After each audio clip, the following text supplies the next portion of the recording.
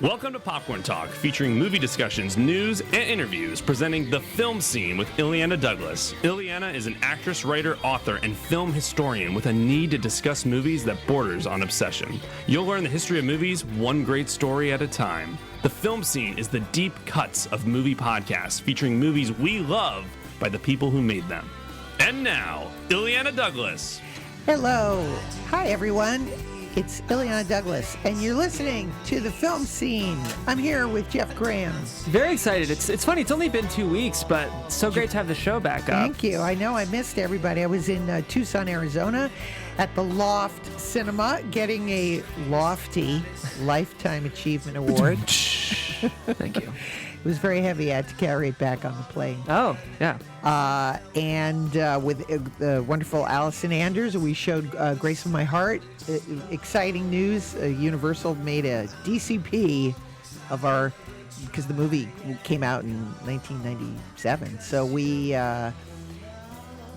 made a DCP of it, and now other film festivals, if you're out there and you'd like to screen Grace of My Heart, we had a great sold-out screening. We did a book signing afterwards. We actually ran out of books. It keeps happening, Illeana. It's good. I know. So it's really nice, and the movie really holds up. And again, Allison and I keep pushing to get a re-release of the film and go into Universal, get some of the archives, put some of the scenes that we really feel we're missing.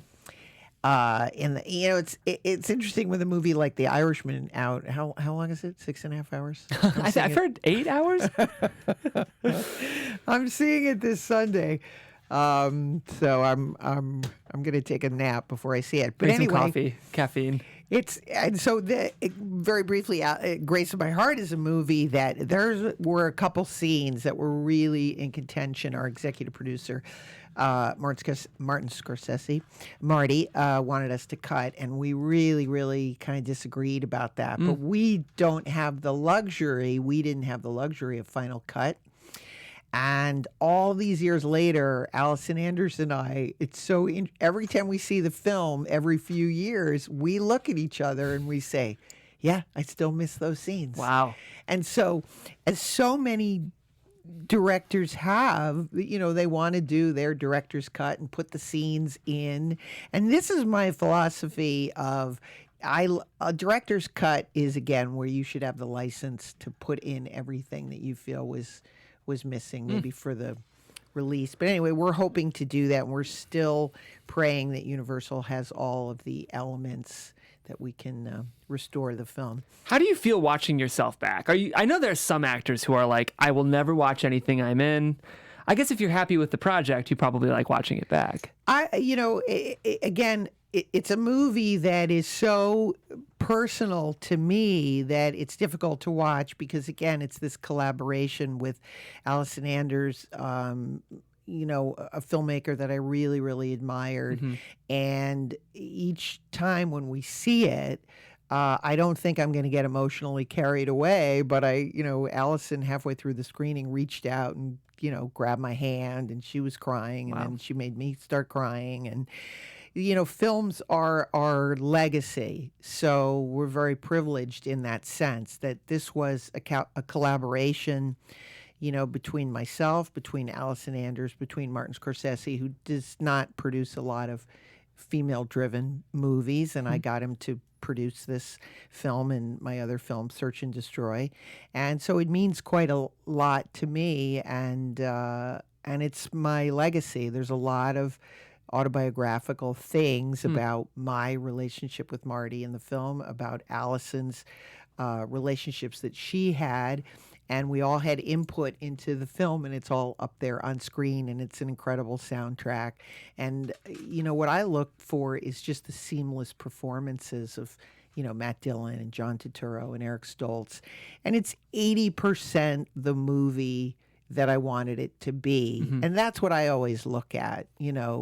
But I don't look at my performance. Oh, I wish I'd done that better. I look at the movie as a whole, and I think, my goodness, for the amount of money that we had, $5 million, 30-day shoot, that's not a lot of money. So and it was nominated for a BAFTA. So it did very, very well overseas, and it's had this amazing legacy that it's kept up. And I'm so much about giving movies a second look that it's ironic that this is a movie that, I feel really deserves a second look because so many people relate to it. And I feel so strongly that if we were able to reinstate a couple of the scenes that were cut out, that we could demonstrate to people that, that it's a bit of a hole in the film, and I still feel that way. Much in the way any filmmaker would feel. You want to be able to present the movie that you made in its entirety. Right. And in that sense, I disagreed with our executive producer. I will always go for what the director feels, ultimately. Yeah. It's their film. And so if, even though, and I had my own personal feelings, but that's, and if you want to read about the making of the movie, that's also in the book too. We have some more sort of personal details, but we've been best friends ever since. And that's what's so amazing in terms of our legacy. Let's talk about other more important things, like the Cats trailer. The Cats trailer.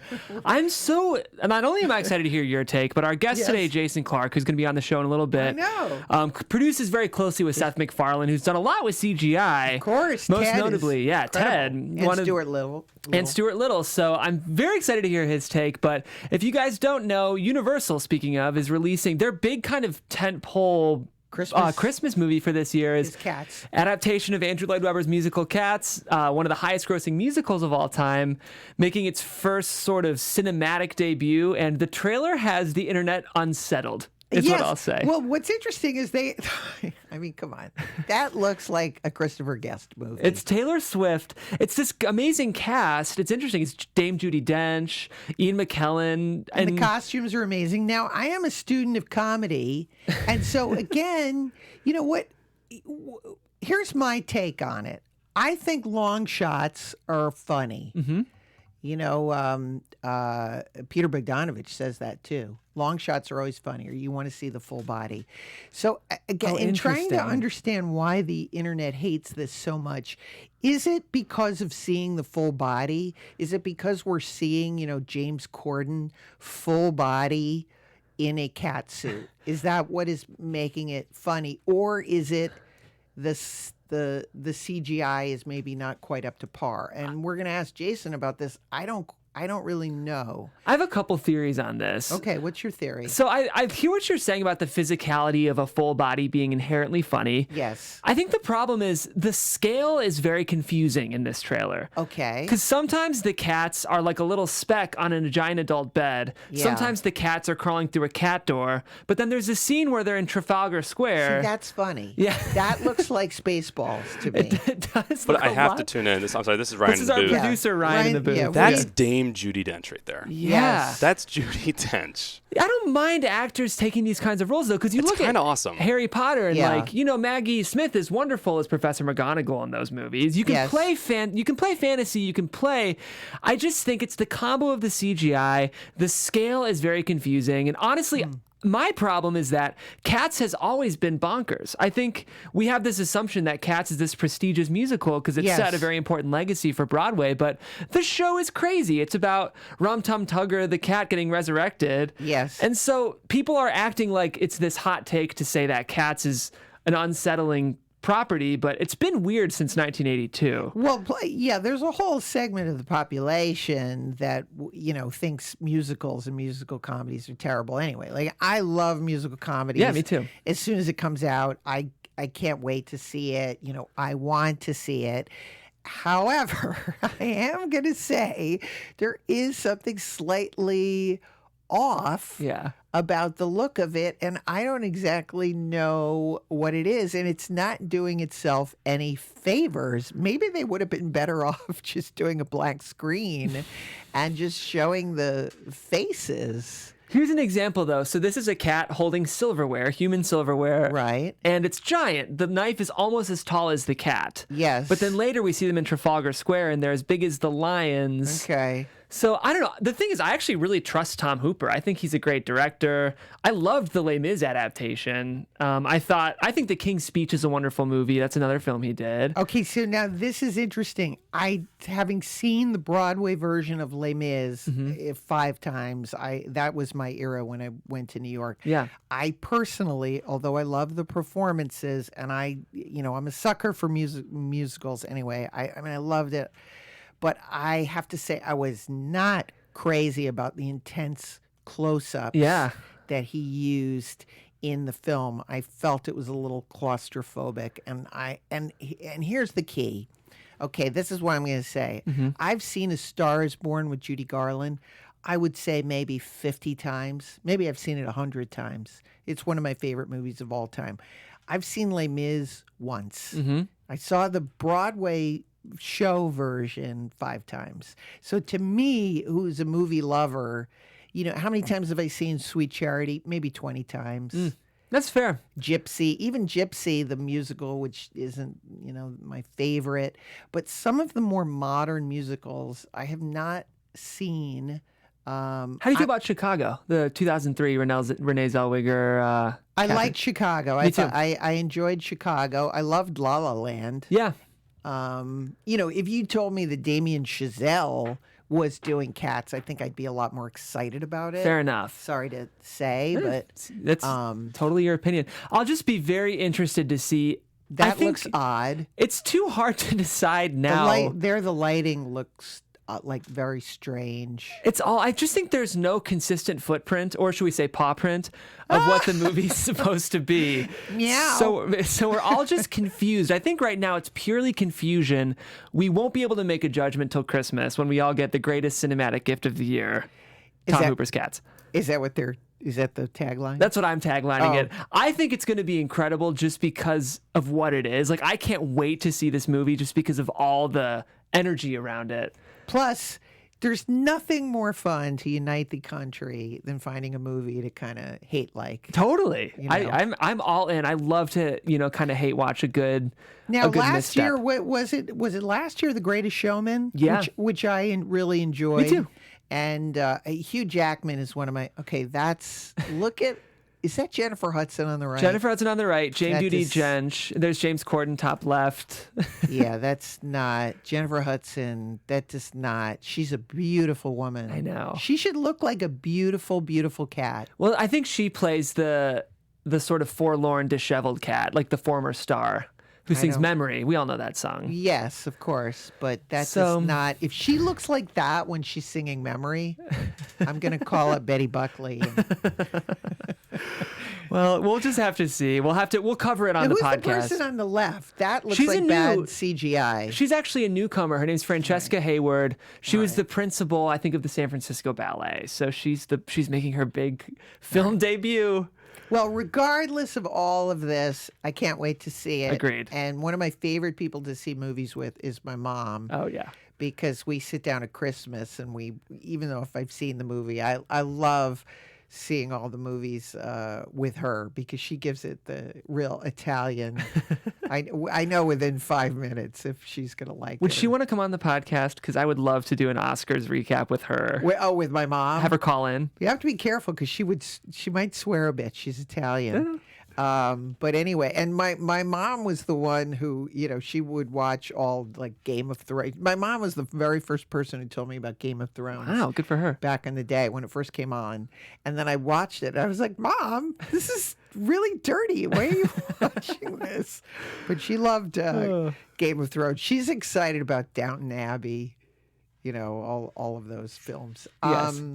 But anyway, it's fun to hate like. Yeah. And speaking of hate like, the other movie that came and went rather quickly was the Charlie's Angels reboot. Yeah. And what do you think that was? I haven't seen it yet, so I don't like to have opinions about movies I haven't seen. It either. But the kind of controversy around this is the movie didn't perform very well. Elizabeth Banks is quoted as saying it's because it sort of embodies a genre that guys don't like to see. Men don't like to show up for movies, even like hero type movies that don't sort of fit the Wonder Woman sort of sexy female superhero that we're looking for. Right. I just don't know if people were clamoring for a Charlie's Angels reboot.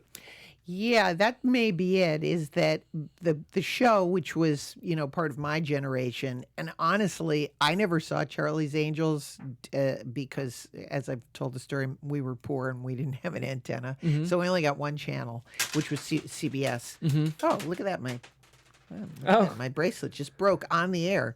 But so I never saw Charlie's Angels, so I never really got into it, and so I didn't even when the first one came out with Bill Murray and Drew Barrymore. Even though I liked all those people, I didn't see that version either. Right. So now it seems that the people that would even be into Charlie's Angels have no idea who Charlie's Angels are. I agree. So I don't know. To me, it's just sort of like, why was it made as a movie when somebody like Elizabeth Banks is so talented? Exactly.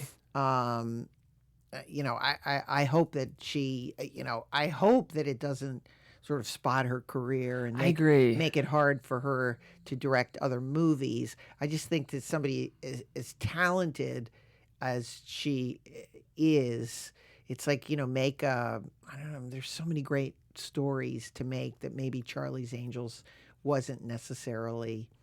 It's as I'm saying it, I don't know if there's a pressure to make a popcorn movie, tentpole movie, so that therefore you can make the smaller film that you want to make. So, are we harder on women than we are on men? Yes, we are. Mm-hmm. But that being said, I would try to see the film and see maybe it's a movie that 12-year-old girls would absolutely love. Yeah, I'm hoping it's the kind of movie that might do better in VOD, airplanes. It's the kind of thing. I'm not necessarily clamoring to see this in the theater, but I would definitely watch it on a flight back to Ohio. It's a nice kind of just turn your brain off a little bit and enjoy a movie like this. So I also love Elizabeth Banks, and I hope producers don't take this as a representation of her talent, because she's a great actress and filmmaker. I like the Pitch Perfect movies. Oh, they're fantastic. She's a huge part of that kind of engine, so I'm not worried for her as long as producers trust her instincts for the future. So go women, go female directors. Absolutely. I'm looking forward to Little Women too. Oh, me too. Love Greta. Yeah. We'll be talking about that next week, because there's a slew of films that I'm going to be seeing. Okay, let's get to Jason Clarke.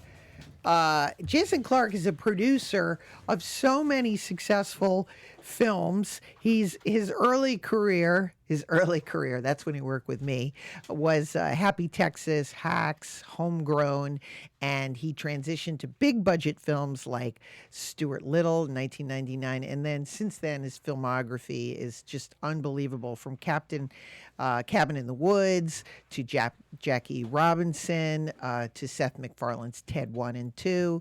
And he's was billed on the highest grossing Universal film of 2012.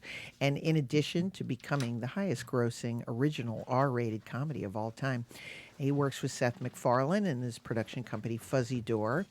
And, what other films here? A Million Ways to Die in the West, Ted 2, Orville, currently Cosmos.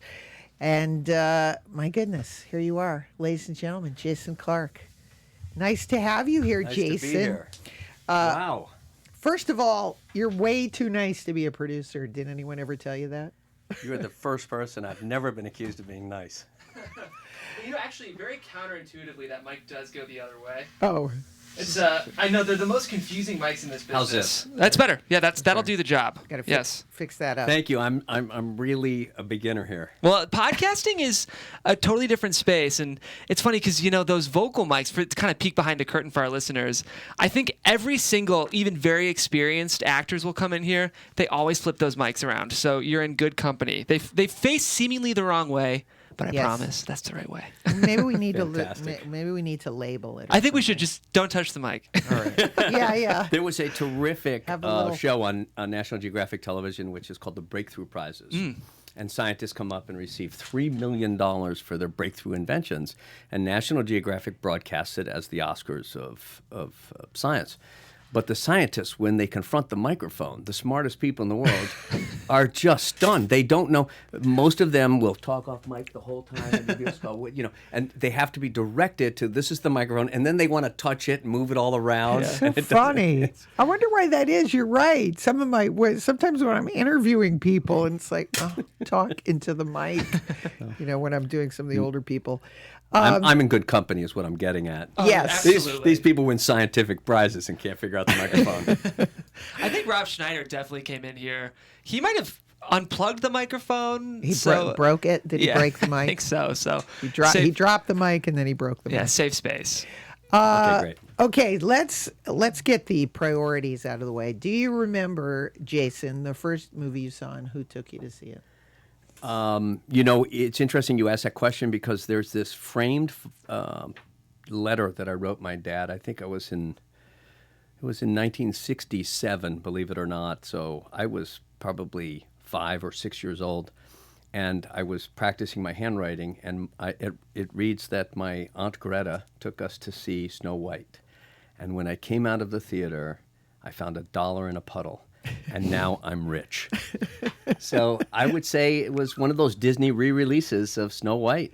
That sounds like sounds like a letter from a future producer. I found $1 and I'm rich. So you recouped. Yeah, I recouped immediately on the child's entry price. On the fee. So were you a fan? I mean, because again, people that become film producers, you got to love movies. And again, one of the things about you is like you actually love movies. It's not like you're not talking about, well, our foreign, we put this together. Like you love movies. You're a fan of films. First and foremost, I mean, a huge fan of movies. And like you, to a lesser degree, it runs in the family. My dad's an actor. So, and who's your dad? His name is Matt Clark, and he's a character actor, and he's been in a bunch of stuff. We share a credit. The three of us share a credit in Hacks, a movie that we did. He plays the bus driver. That's right. And in that, and I always tried to put him in little things. Yes. With Seth, we did a couple things with my dad too. But so I grew up and visited sets shortly after seeing Snow White because I'd become intrigued and wonder how no, it's not because of that, but I would visit sets in the summer with my dad, and it was miraculous. It was like, and one of the things we did is he did a lot of Westerns in the 70s, and I remember being a kid on these Western sets and seeing these towns that would come out of nowhere that were all facade, as they were built in those, and saying, that's the best thing ever. And it stuck with me. And as a teenager, I really fell into the movies. I used to go to the double feature on Wednesdays by myself at the cheap theater, and I would knock out 2 movies a week at the end of their run, so to speak, but still in that kind of almost first run, not yet second run. And yeah, I was hooked. I miss that. That was my childhood too. The double, for $1 you'd see. Yeah. 2 movies. It seemed pretty good, even if you didn't, like, what the heck is this? And there was like 2 old ladies that ran the theater, and there was never more than like 25 people, and the sound system sucked, and the projector was probably on low. But for me, it was transformative to go and see all of those incredible movies that were, there was no real on television. You would see films, and you'd discover Preston Sturges or something like that. I remember being a kid, and I would go, Preston's. My God, Sullivan's Travels, that's the best movie I've ever seen. And yet, there was no way to recapture it. There was no video. There was no on-demand. There wasn't even, cassette players or anything. So you really, the only way you could go and see these stories was at the movie theater. Mm-hmm. And, the first-run movies, great. They would stay in those theaters for a long time, the Star Wars and the rest, the Jaws and these movies. But there were all the other movies being made at that time, and you could catch them at a price. Yeah. I want to go back to the your first on-screen, because it's my mom's favorite movie is Hacks. Oh, really? My mother loves this movie. Are you serious? She's crazy about this film. And God, that makes me feel good. That's a film that, I was talking about the top DCPs and how a lot of films, if they're not on DCP, they fall out of being watched. Is Hacks? I've got 2 questions. Is Hacks available? Do you know if it's available? It was available on video. I actually have a print of Hacks, a 35 millimeter print. Make it DCP. I'm still very close with Gary Rose. And J.D. Salinger's son, Matt Salinger, produced that with us. Yes. And it was a great independent experience, I remember. And you're so fantastic in it. And the entire cast. It was a labor of love. It was for all of us. But so my second question, which I tell people this all the time, is what gave you the inspiration? We didn't have trailers on the set, and so we rented this house, which turned out to be the actor's house, Paul Stewart. And there's a secondary story where I found a letter from Orson Welles. Completely crazy. But what was the inspiration behind not having trailers and being in the house? Because I thought that's what made the film. Okay. Was the chemistry. I think that the chemistry always helps, regardless of what it is. If the chemistry is toxic, it could play into the film in a positive way. It could invent some tension or crisis. If it's lovely, it could play into the film in a way for improvisation and people to feel safe. We had no money. That was our inspiration. So we had a house we could shoot at, which was owned by the director, writer. And we got a good friend, Ralph Boda, who was this incredible director of photography, to shoot it, to help this first-time director through. And we were on a hill behind the Chateau Marmont.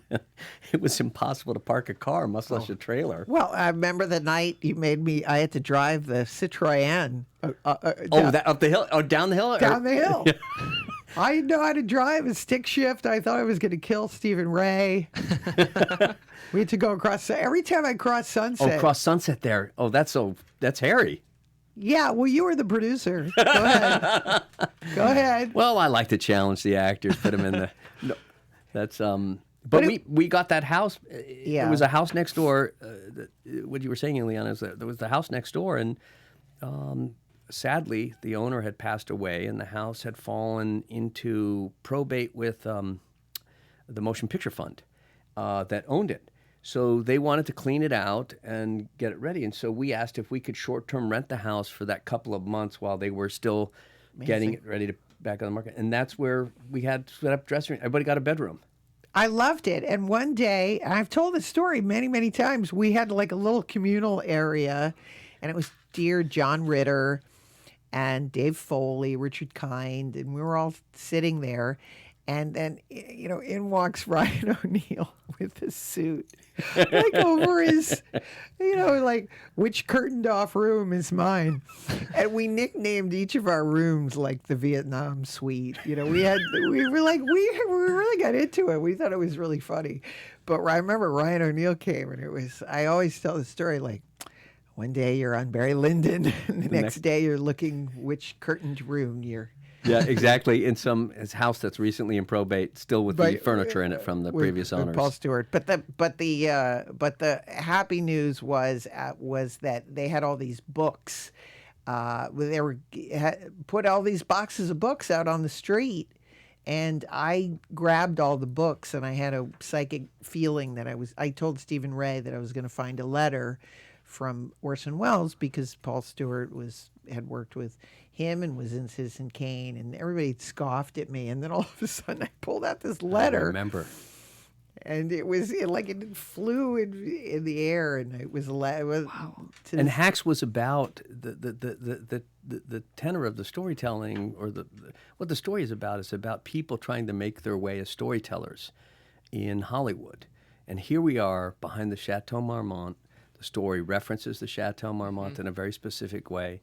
And Illeana has a letter from Orson Welles, who's trying to make A Touch of Evil. Or what film was it? It was the last movie, the one that finally got made. The one, The Wind. It recently was finished by somebody else. Yeah.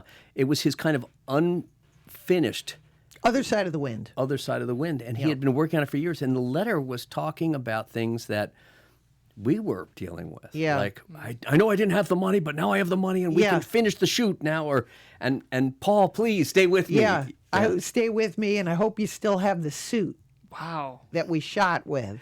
Brian O'Neill walked in with that suit. It shows how No, teasing. universal the filmmaking experience is, right? Whether it's $200 million or it's, $20,000, there's something kind of like vital and universal that ties every filmmaker together or film set. I think, part of my job as a producer, sure, is to manage a budget, a schedule, and the creative process, and to reach consensus, and but also it's to allow a point of view to be found in each of those stories. So if you're making a picture for $200 million, you still have to find that point of view. And that's at the core of the filmmaker's job. And you still have to protect, if you're part of the team, that point of view. And it's the same if you're making a $20,000 movie. So, there's a lot to learn about the politic of filmmaking. And, Illeana, you've worked with everyone, so there's different skill sets that you have to apply to manage that process. But ultimately, having been in charge of a lot of movies, it's really exciting to be able to see that point of view emerge and to protect for it. I go back to the same thing, which, then I'm going to talk about the next movie we're on, Happy Texas, which was an even tighter schedule.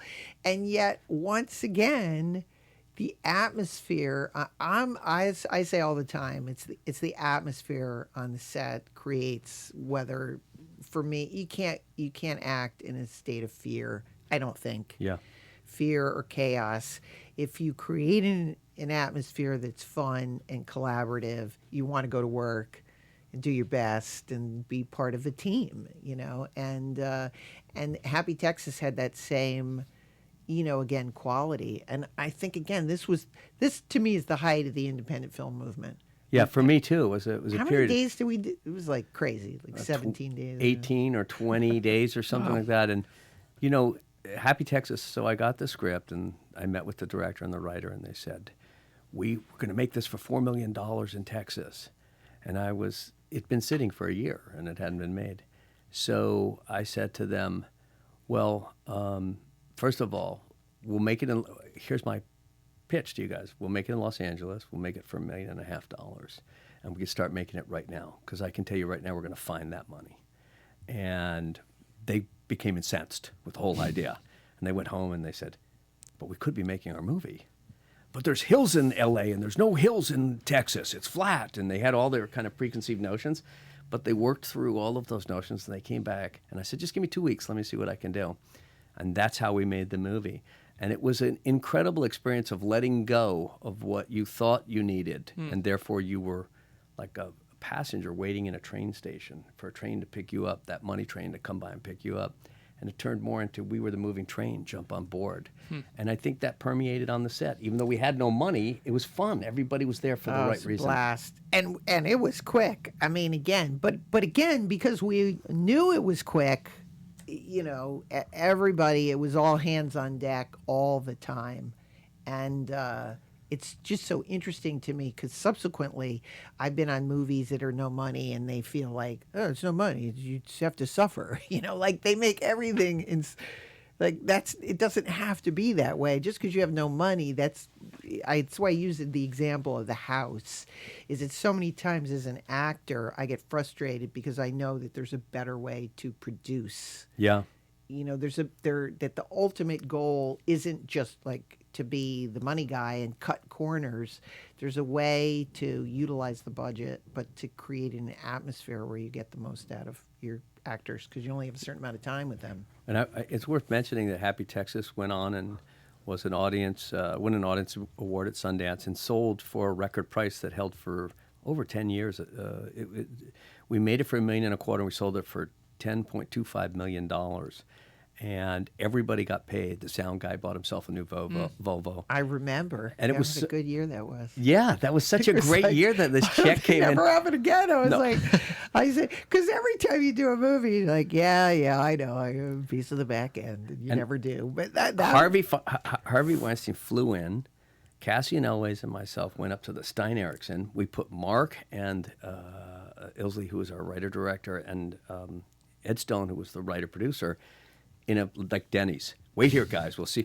And we negotiated this deal all night. We were abandoned by all of our players. Like our lawyer said, my wife told me I have to go home. I have to leave tonight. So we were like negotiating, and Harvey would come out of the bedroom smoking, going, what's that? You know, and kind of, and Mark Gillen, and we crafted the press release and did the deal.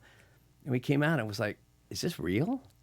And it was great. And unfortunately, they did a terrible job of releasing the movie. I will say that.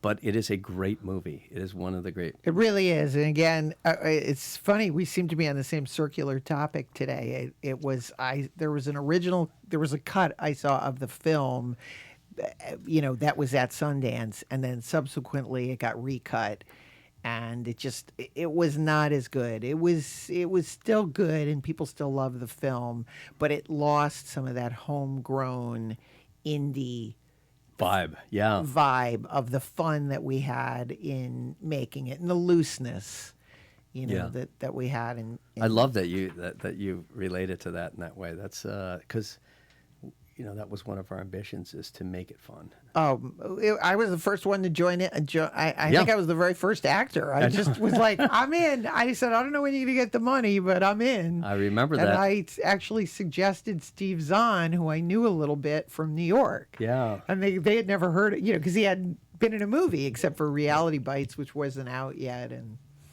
And boy, what happened to his career? No. It was a lot of fun. Okay, so very briefly, then you worked with our hometown favorite here, Billy Bob Thornton, on Homegrown. These are all your indie movies before you get to Stuart Little. And what did you learn from these, like, indies? Well, I started even before that doing independent film, and then I left that and ended up in the independent world making Van Damme movies. So I made 3 Jean-Claude Van Damme movies in a row after making 2 Dolph Lundgren movies in a row. Wow. So I was on this action trajectory, and I traveled the world. It was one of the most remarkable times, and at a different time, there's plenty of stories from that, all of which worth repeating and amazing. But at the end of that experience of doing that, I really wanted to make stories I cared about, and so I reached out into the independent world, and you know, I think what I learned is that I wanted to be able to finance these movies. I wanted them to find their way a little bit. It was really hard. I mean, on Hacks, I got paid $1 up front. Not Hacks, excuse me, on Happy Texas. So it was literally like a money-losing venture. I had young kids, and eventually I had to say, I need to work and make money and do this. You know, I'm not independently wealthy. I think I learned that, you know, the process of making film is about engaging people creatively and creating, as a producer, an environment that they can be creative, regardless of the limitations. So I think I was more prepared when there was more money to feel secure that it's not about that. I didn't really feel that it was, I thought it was about more like, what's the story that we're trying to tell? How do we support that? What's the best people to do that? Why are they here? Are they here for the reason? You know, I remember arguing with unions and Teamsters and saying, look, you guys, you're trying to make your rate. I don't care if you make your rate or not. Honestly, I'm just trying to make my art.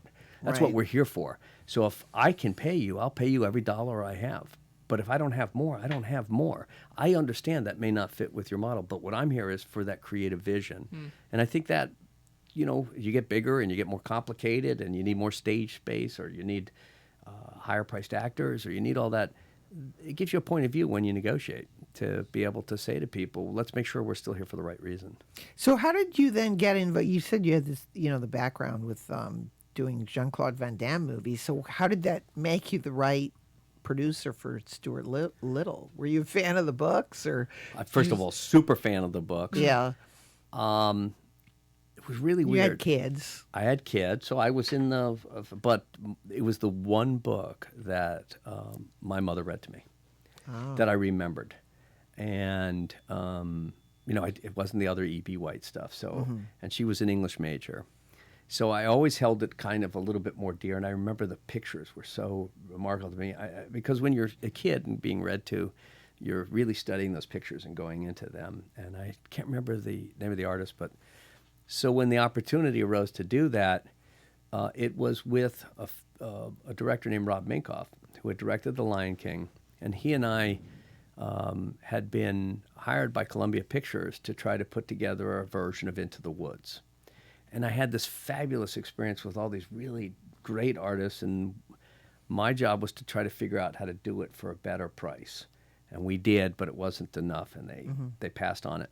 But I had this great collaboration with Rob. So when Stuart Little, the studio, I think, felt it was like, oh, what's hard about this? It's just a guy and a mount. It's like a family in a house. It looked a lot less complicated on paper. Right. Because you just read Stuart as a character, not as a 4-inch character. And nobody had ever done it before. And I was excited by that. I felt it was like, let's try to do something they haven't done before. So when Rob engaged on it, and he said, look, if I do this, are you going to do it? I said, yeah, let's do this. So we worked with a producer named Doug Wick. I don't know if you know who Doug Wick is. Mm-hmm. We worked with Doug Wick, who had at that point the rights through Waterman and a couple of other producers who were the rights holders. And we quickly realized that it was a beautiful script, but for 60 pages, nothing happened. There was no action in the storytelling. And so we were desperate to kind of figure that out as we were figuring out the model. And nobody knew how to create CGI fur.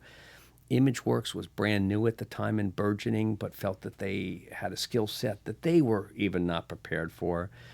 We drew in a tremendous amount of animation talent who understood the kind of Disney emotional performance versus the CGI only, so there was the technologists versus the artists, where I employed that skill set of what's the point of view and who has the artistic point of view regardless of all the technology and money that you can build around it.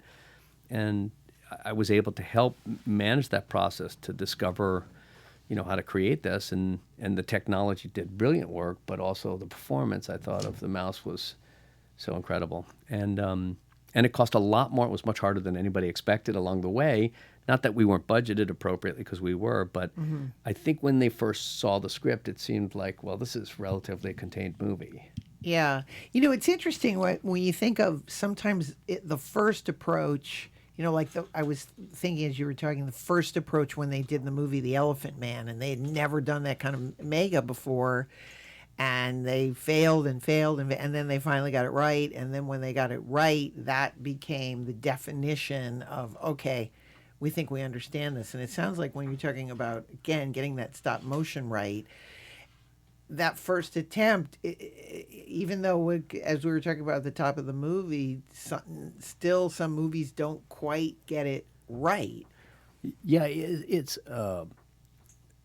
we didn't have any preconceived process. Yeah.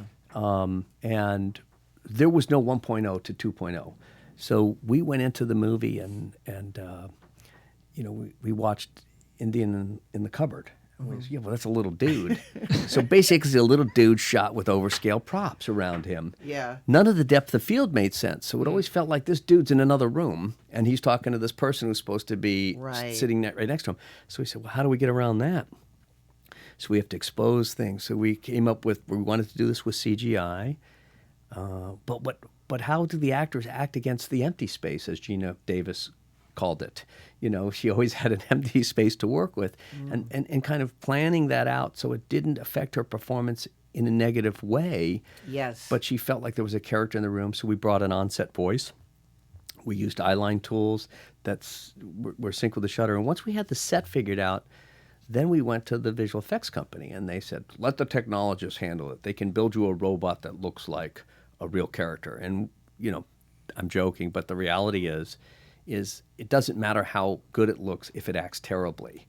And so I explained to them, this is the movie star, and we're going to spend millions to use this movie star. And a voice is not a performance. A performance is all of it contained in this character. So you guys have to think about it differently. And then we went into character design. And how much did it look like a mouse, and how much was anthropomorphized, and what was the inspiration? And so those three things had to be triangulated. And we had a guy, and I remember him working for months on the design, and he started to make the changes we said. But the changes we said were caveated by, we need to make them cuter. But well, what does that mean? Well, maybe eyes further apart and the nose. And he would make the eyes further apart and the nose, and I went, it's not cuter, it's uglier. And then we hired another guy after weeks and weeks. Was another guy who came from Pixar, and he used to do sculpting. And 1 week later, we looked at it and said, that's it, it's perfect. Wow. That's so interesting. It's like the developing Mickey Mouse, the different, you finally get the eyes.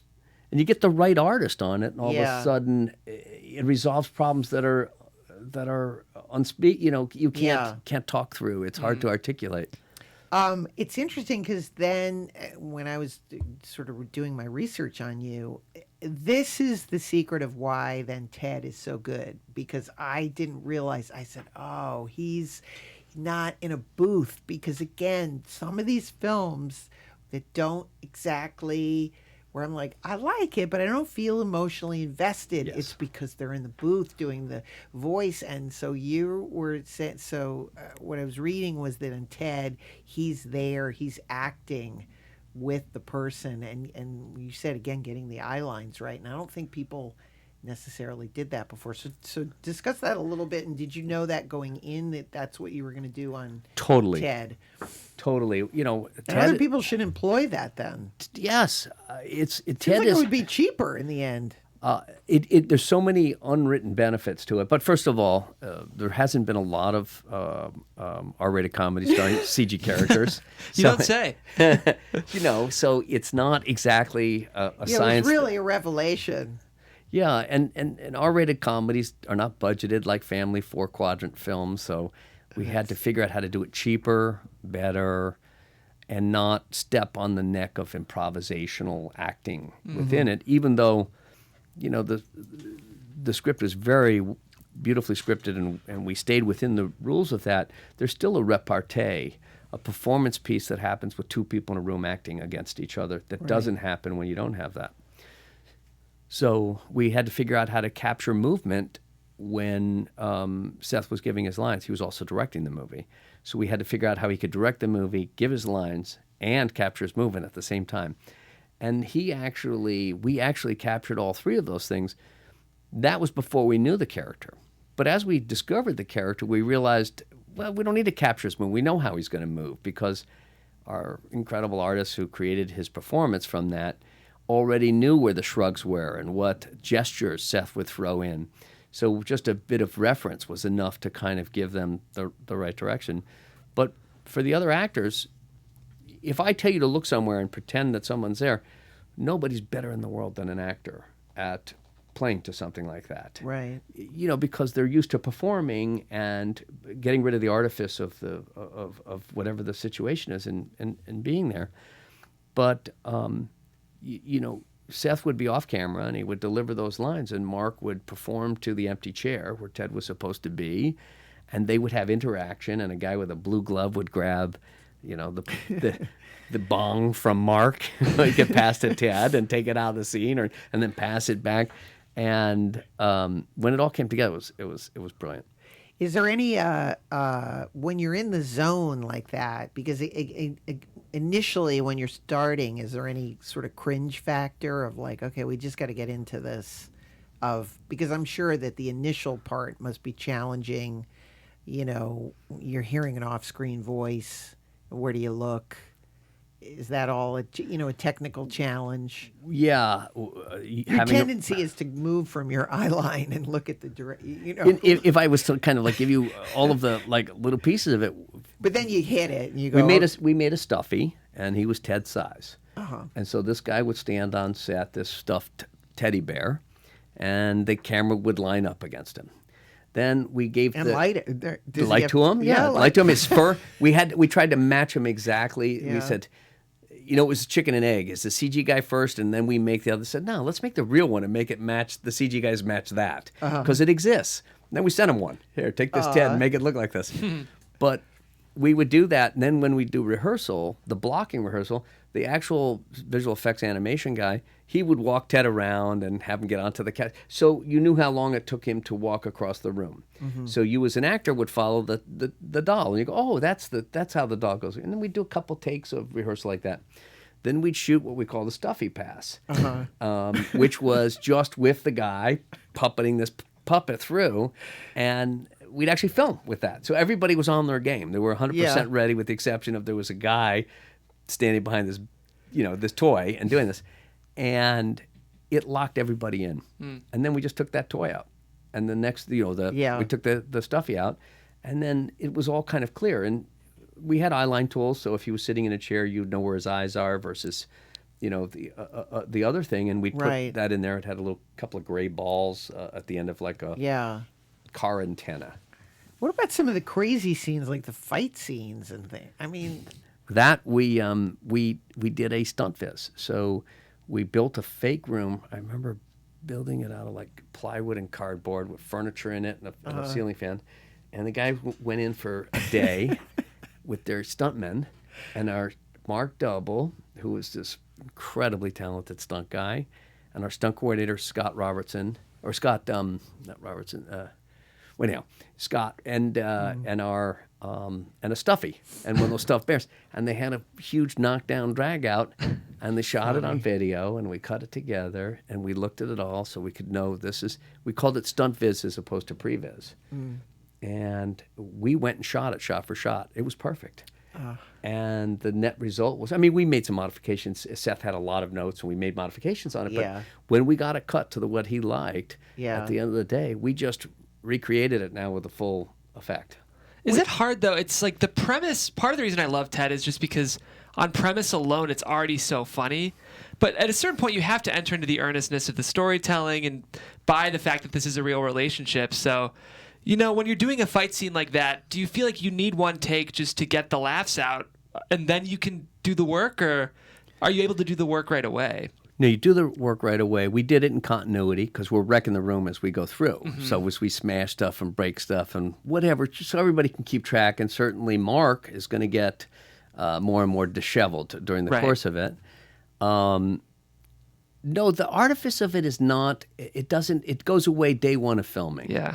And you're on day 46 or whatever you are in a small room like the one we're in here, and a guy, a stunt man, and camera, and the rest of us, and a guy's fighting the empty space. That's great. We built what we did do? We made a little belly out of that same stuffy material that we had to match, and that way Mark could wrestle with that. He would have that, and he would hold it between his hands, and then we'd put Ted on that, and he had arms, so you could punch him in the face, and so that was all CG, and Mark was reacting to that. It was really fun. I'm sure. Yeah. I want to talk about the casting of Mark Wahlberg. Again, he does not get enough credit for what a challenge that is to make that relationship, real and funny and make it seem like a guy from Massachusetts. And it's just astonishing to me because, again, like you said, he's not acting to anything. He's got to commit to the point that you're looking around on the set going,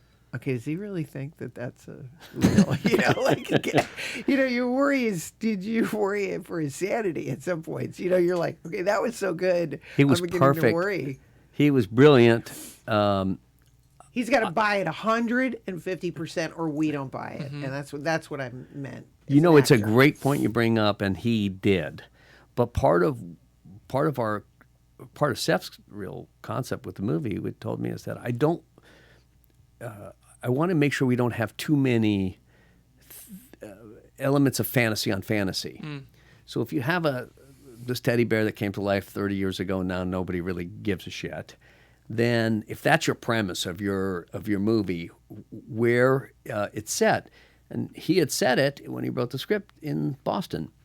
And so we knew immediately we had to shoot in Boston because the environment made sense. It's kind of a small city. It's perfect. You could believe that if there was a child star who had years of fame for 10 years, 30 years later, everybody in Boston would know, but nobody really give a shit. They would, hey, Dad, what's happening?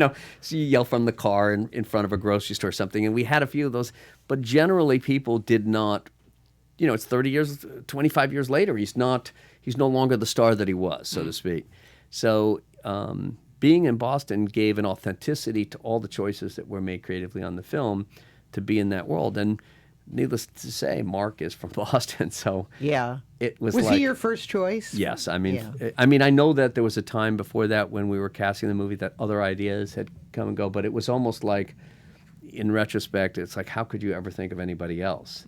And, he's an action star. He's not exactly a lays about kind of guy, but he also played perfectly with the romantic story of him being kind of held back by this, kind of screwed up friend who was the star of their relationship when they were kids. Yeah. And now Mark is ready to move on. He's good looking. He's got Mila Kunis in his life, and she's amazing. And he's being pulled in that direction, and Ted's kind of holding him back. I also want to talk briefly about how well the women are always portrayed in these films. Like, they're not just the sideline pretty girlfriends. They're always a part of the action, and they're very funny and fully rounded characters. And so my question is that's really nice of you to say. I know that Seth works really hard to identify a world like that.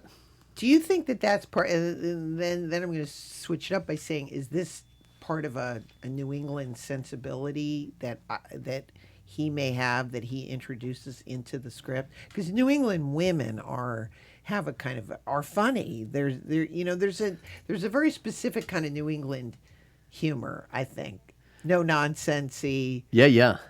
I don't know. I think I've really given it a tremendous amount of thought. The women are very appealing. Completely, yeah, and they're educated, and they're part of the storytelling, and they're not treated like. I mean, in that particular story, there's a real rooting interest for Mark and Mila to end up together. Yeah, you're just hoping they end up together. It's maybe the strongest rooting interest of the movie. Yeah, and she's kind of fantastic and has this kind of knucklehead boss that she's got handled. Yeah. You know what I mean? She's not running to him saying, help me. She's kind of like dealing with a world where she says, to Mark's character, you have to grow up, John, and, we have to be together, and you have to let go of your teddy bear and your childhood. and I think coming from that, certainly from that New England voice, there's Jessica Barth, who's a brilliant actress, played Ted's girlfriend. And she is just so, and she actually in the sequel, she plays Ted's wife, and they have this scene that is very reminiscent of Raging Bull, the fight between the husband and wife in Raging Bull. Yeah, there's a lot of like movie, trivia that's sort of, he obviously seems like he's a big movie fan, movie fanatic. The other thing I was going to ask is just in terms of what were any inherent problems on this? Again, that seems like a movie where everybody just was laughing all the time. Like you sense that feel good vibe when you're watching it. The decision to set it in Boston, I think, grounds the movie. Number one, I'm not sure why. But sometimes comedies that are in an unspecific location, I find less funny. Yeah. Because there's something inherently funny to me about Boston already. It's a city where it also feels that loyalty is so important to everyone. And this is a story about loyalty. Right. We've been best friends for life. Are we still best friends? It's a city where the upper echelon of the city, the sports stars, seem to have a relationship with everyone in the city. So you could run into them at a night. It's small enough you could run into them at a nightclub. So a lot of people would talk to you about, like, my friend who's like on the the winning hockey team won the Stanley Cup. People run into each other in Boston. So it's a small place. So a guy like Ted, you could see, people go, last night we're out. Yeah, Ted was there. He's always there. It felt like a place where the story could be believable. Yeah. Do you think it's as close to like a Guy Weepy type of movie? There's so few movies that men can actually get emotional about. And again, that's one of the astonishing things about the movie is you find yourself getting emotional about their relationship. It's a bromantic comedy, I think. Yeah. There's two... that's what put it over the top, I think, that makes the it... bromance. Yeah. There's this great scene at the end of the movie, and spoiler alert, where something tragic happens to Ted, and Mark and Mila have to pick him. It's at Fenway. which was great. We got to shoot at Fenway, which is, when you're in Boston, you get to knock out all the big like that. Oh yeah, we're shooting, but we've got Fenway, and then of course you get invited to the game, the Red Sox game, in the owner's box. Yeah, that's where Nice. But we shot there, and he gets dismantled. Is the best way to say it. Our doll. And I got a call from the head of post, a woman who was the head of post at the studio, and she said, "I saw the dailies. I was crying." And I said, "You can't make my day any better than what you just did, because you hope there's tragedy. It's a silly comedy, but she believed so much just through the dailies with that stupid stuffy, so to speak, that she was so invested in the idea that it made her cry, that something tragic had happened to this character." And I was like, nailed it. Was that something that was in the script too? Yeah. Okay, so then it was there from the beginning. This is all MacFarlane's vision, and he's a genius. And working with Seth was one of the, or has been on multiple occasions, one of the greatest experiences of my life, because he's very specific, but very generous with his collaborators. So it's very interesting. He knows kind of what he wants, and he comes from animation, and I discover a lot of times animation people have an ability to kind of visualize in 3 dimensions in a way that's kind of interesting. So if you apply that to a storyteller like Seth, and then you give him 300 hours of television or whatever he's done at this point in his career, so he's told 300 stories and seen the results of putting it together, spending a year working on seeing out. He's so skilled. And he doesn't wear that as a way to, anybody with an idea, he's so generous with them, whoever they are, that it gives people kind of a safe place to have those ideas. When going into the sequel is just the number one idea to make it funnier, or what is, when you're going to do a sequel? Well, first of all, did you want to do a sequel? Was that a part of it, or was it a surprise that the movie did? Yeah, it was. I was doing a movie called 42, and we were shooting in Atlanta. And I got the call, well, hey, we're exceeding the numbers or whatever on that Friday. And you get those calls, and it can go either way on Friday. It can be, I wish I had good news. Those calls are like, oh, God. But like, I was on East Coast time, we're getting material, and the projections got better and better, and then we ended up having a very big weekend, almost double what they had originally thought we would do, and it went out to be very successful. So immediately, the studio and everybody said, we really want to do a sequel. This is perfect for us to do another one.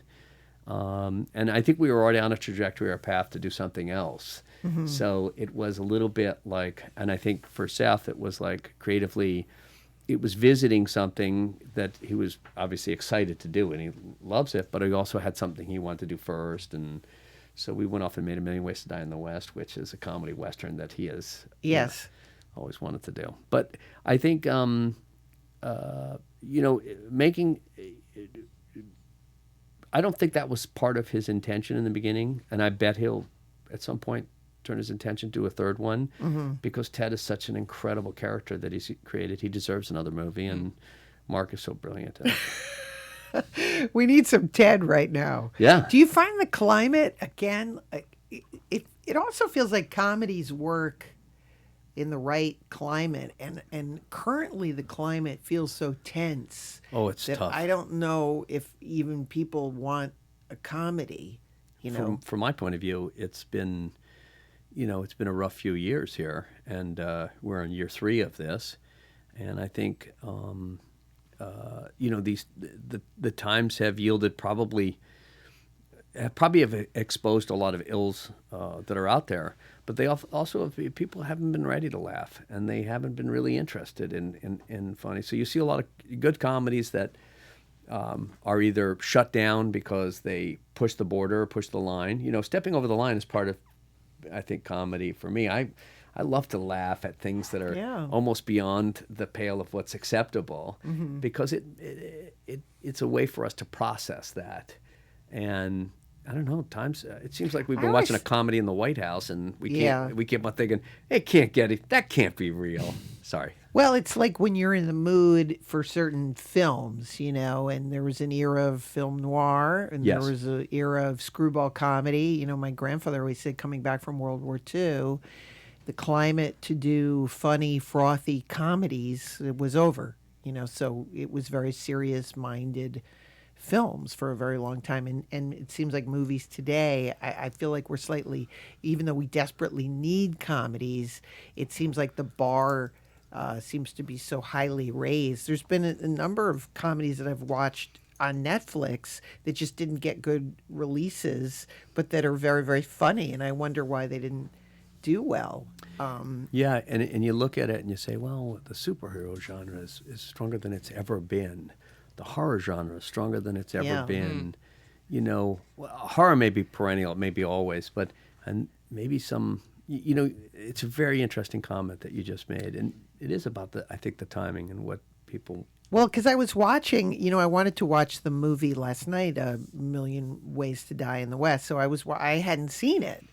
I wasn't even aware of it. And it's like, that's what and there's been a lot of comedy films that I've watched after the fact and that I think they're very funny. But I think that when initially they come out, which is not fair, but I'm sort of thinking that there's a sort of a so what comedy feeling about comedy. Yeah. As if it's not difficult.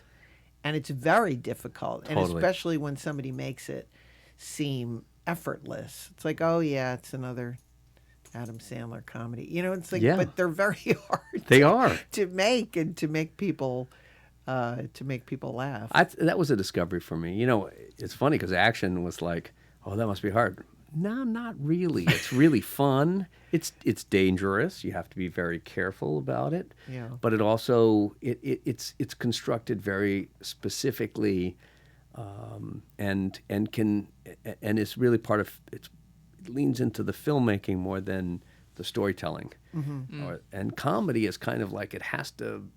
Good comedy has to have a great premise, but also it leans into the storytelling. Yeah. If the jokes aren't aligned with the story, it doesn't work. But if the jokes are aligned with the story and the characters, then it comes to life. I was just in Tucson, Arizona, so I was in Tombstone and the old. They actually shot a lot of westerns there, and I actually love westerns anyway. And God, the life of some of these people was so unbelievable and crazy. I mean, you have to understand, I guess, the westerns, to maybe satirize them a bit. But were you a Western fan? Well, yeah. I mean, my dad was in so many of them. Yeah. That I remember being in, you say Tucson, I remember everybody stayed at the Desert Inn. I was probably 11 or 12 years old. Every night, everybody gathered at the pool deck, and there was Lee Marvin and all of these kind of great Jack Palance. He lived in Tucson. He did. Yeah. He did. And everybody drank really heavy. And I remember Michelle Marvin. This was before the great Palamone case of whatever that was, the 70s. Michelle would take us, me and my brother, down to Thrifty's and get the 5-cent ice creams at Thrifty. Wow. But I was enamored by the Western sets, and so when Seth said he wanted to do a Western, I was like, I'm all in. And all you could think is, well, it's one town, and, it's a bunch of actors, and we have some animals, but it should be simple. It was one of the hardest things I've ever done. Mm. Well, I was going to say, working with animals, and it's not like the old days. In the old days, they'd have a ranch, and everybody would have their horse, and take care take care of your own horse. Yeah. Nowadays, it's like, you need a wrangler, and I'm sure, just to get a chicken, I'm sure. I mean, there was a great memory from A Million Ways to Die in the West. We shot in primarily in Santa Fe, New Mexico. And then we went to Monument Valley on it and shot there, which was amazing, and a few other great kind of like iconic locations. I remember being at John Ford Rock and in Monument Valley, and we're filming on this rock, and we had all of our equipment and people, and we see off way in the distance this like storm coming at us. And this is to what's so difficult about shooting. Westerns are all outside. Mm. You don't realize that until you make one. I love it. You have like 10 minutes of filming in a jail cell and like 40 days in the elements in the high desert. And this thing's coming at us, and it's like a dust devil kind of thing. And it's literally it's a microburst of weather. And you're there with your locals, and the locals are, well, we better take down the stuff because this thing's coming at us. And you do. And all of a sudden, you're in 70-mile-an-hour winds. It's raining. The tent got ripped off the thing. The guy's hanging onto the camera so it doesn't fall off John Ford Rock. 5 minutes later, it's gone. Wow. And you go, what in the fuck was So that? funny. And that is what making a Western is like, because you never know you're out in the elements all the time. Yeah, I never thought of it. Yeah. I guess that probably helped the movie. That's so the premise of the movie too, right? So maybe did that help fuel some creative energy on set? Do you feel? Definitely felt like there was a million ways to die. Yeah. Making this Western. We had second to last day of filming. These Greydalls, which are these amazing vehicles that you use on sets to like block sunlight, exterior, and stuff like that. You can't knock these things over. They're like perfect.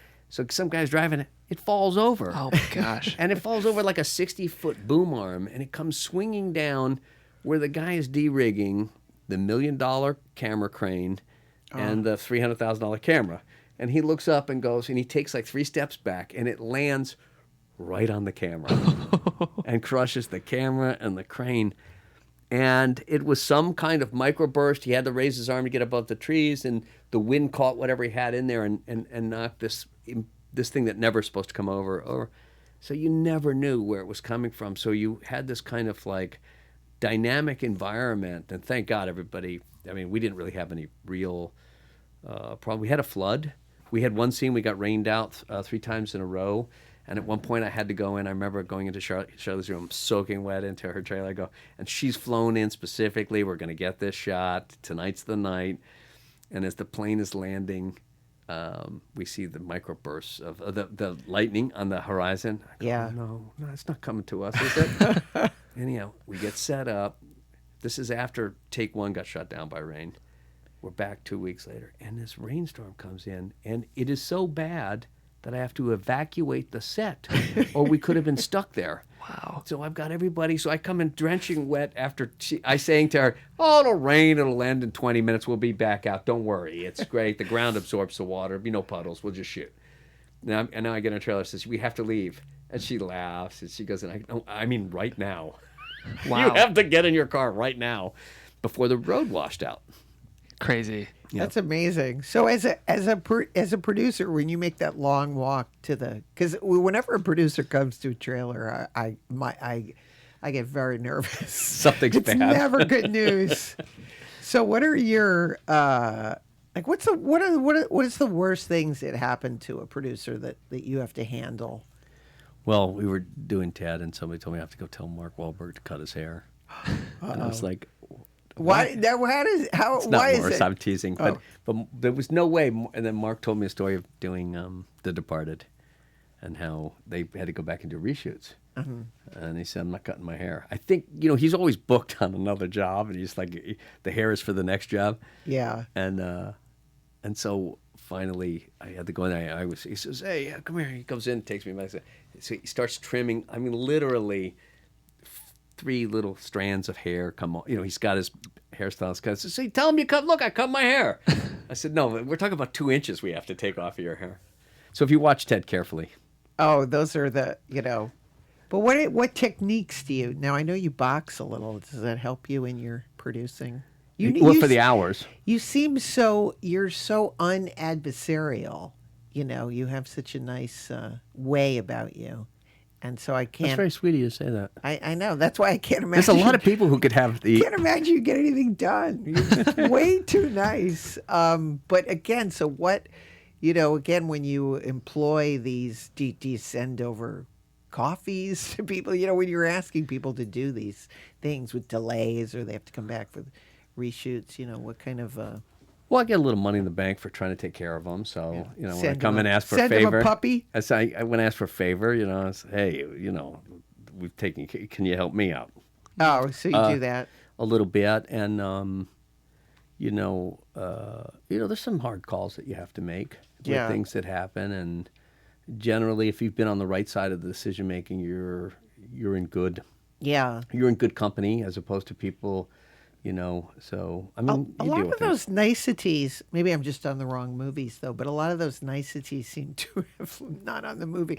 I feel like I remember in the old days it'd be a nice gift basket, the trailer, maybe a blanket or something, There's no more gifts for anybody. Yeah, There's no budget for anything. Everything's been cut. Yeah, no more. They're always trying to make you fly coach or it's only an hour flight. Like, Well, you talk about those westerns. I remember being on the set. My dad had a honey wagon room, which is the size of a couch. That's the entire room. So did everybody else. And maybe if you're Lee Marvin, you had a double honey wagon room. Yeah. This was before all these trailers. Now, you go and there's a village that chases around like on a TV show or something. Yeah. And everybody has this kind of measuring contest of what trailer they have and the rest of that stuff, and it's such a distraction.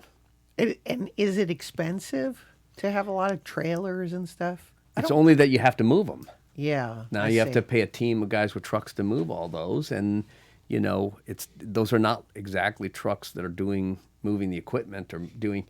So you don't feel the value of Right. Of that towards like what you would feel if you were actually needed a piece of equipment. The so one of the I don't know if you have an answer, but if you could answer, what do you think the hardest part of producing a movie is?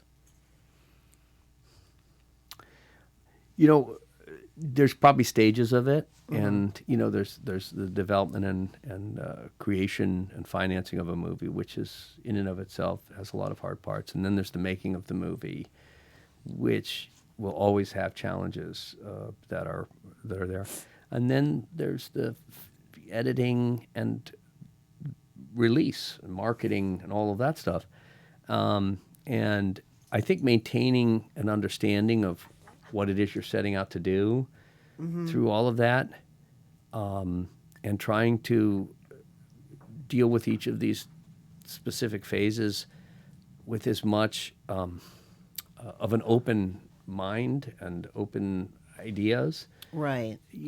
That's hard to do, because you can become scared of Well, it's like a runaway train. Yeah, and you don't know what may have made you laugh on the page may not make you laugh when you see it shot, and then what you thought was kind of like chuffa throughout, all of a sudden is the best scene in the movie for you.